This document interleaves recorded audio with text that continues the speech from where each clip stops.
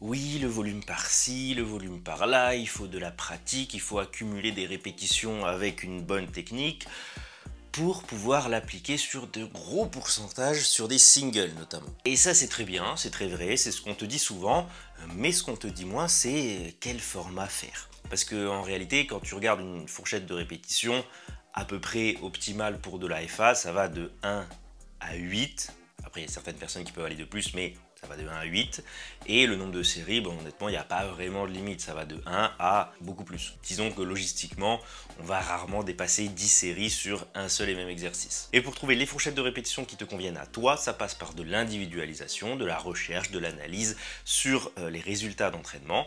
Mais il y a quand même des fondamentaux, des choses qui objectivement fonctionnent pour le plus grand nombre et c'est pas pour rien. Les cluster sets, mes amis, et plus particulièrement au deadlift. Non pas que ce ne soit pas applicable au squat, au bench ou à n'importe quel autre exercice en réalité, parce que c'est le cas, ça peut être fait sur tout ce que tu veux, mais disons que les cluster sets se prêtent très bien au deadlift de par leur définition et la nature du mouvement du soulevé de terre. Mais avant que je te donne la définition du cluster set, je vais quand même revenir sur une notion assez importante, la spécificité. La spécificité exprime la similarité entre ce que tu vas faire à l'entraînement et ce que tu vas faire en compétition.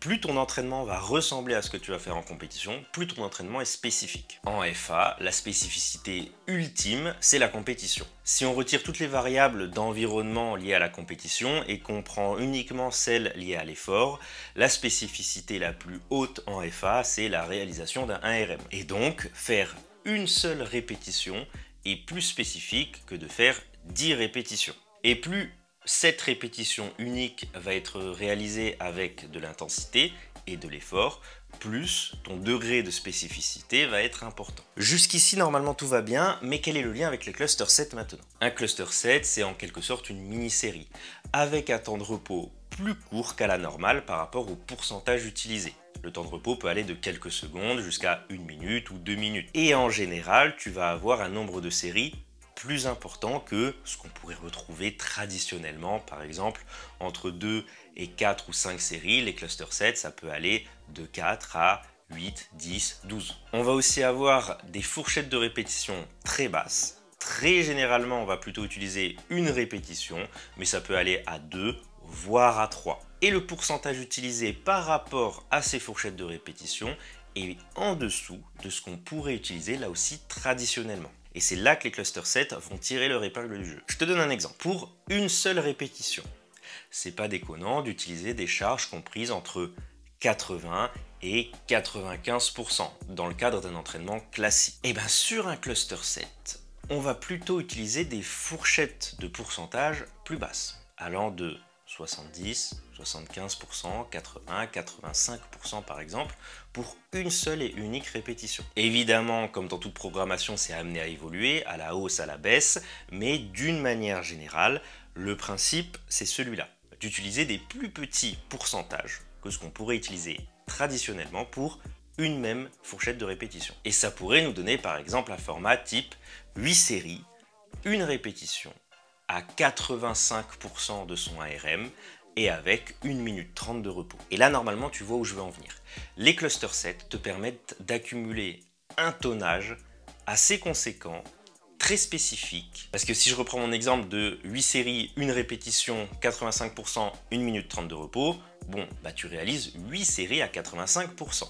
Mais si dans un autre format, par exemple, si on prend 2x4 ou même 4x2, déjà tu risques d'avoir de la dégradation technique au fur et à mesure de tes reps, notamment par le fait que l'effort va augmenter au fur et à mesure de tes répétitions. Là non, tu n'as qu'une seule répétition et faire une répétition à 85%, c'est plutôt surmontable pour à peu près n'importe qui, pour à peu près n'importe quel moment dans ta prépa. Et là tu pourrais te dire que si on veut beaucoup de spécificité, il suffit de faire un 1RM régulièrement là aussi pour être au mieux préparé. Sauf que c'est fatigant et tu peux difficilement te focaliser sur des points techniques, te focaliser sur ce que tu veux travailler sur ce mouvement. Alors que faire des cluster sets, ça te permet de te focaliser sur ta technique et les points que tu veux travailler en priorité, puisque tu es frais à chaque fois que tu veux faire ta répétition. Certes, la charge, la répétition, l'effort sont des leviers pour augmenter ton degré de spécificité à l'entraînement, mais il y a d'autres choses. Une chose beaucoup trop sous-cotée et qui pour autant est primordiale et qui représente peut-être 50% si ce n'est plus de ta répétition. Je parle évidemment de ton setup, de ta mise en place avant concrètement de forcer. La mise en place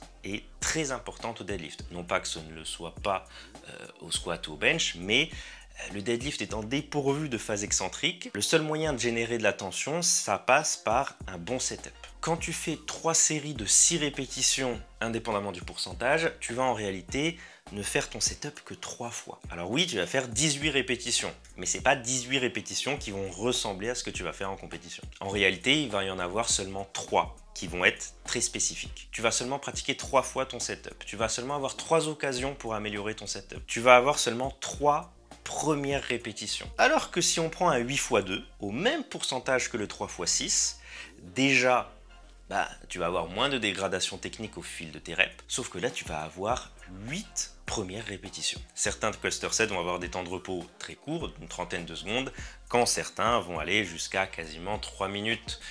Mais là, je parle de cluster 7 avec des pourcentages très importants dans un contexte d'une prépa particulière. Par exemple, 4 séries de 1 répétition à plus de 90%, histoire d'être là aussi frais sur chacune de tes séries et tirer profit des fameux cluster 7. Tu sais maintenant ce que c'est, pourquoi c'est génial et comment les utiliser, mais surtout, Ton amour c'est du chocolat, en gros quand elle est Nutella.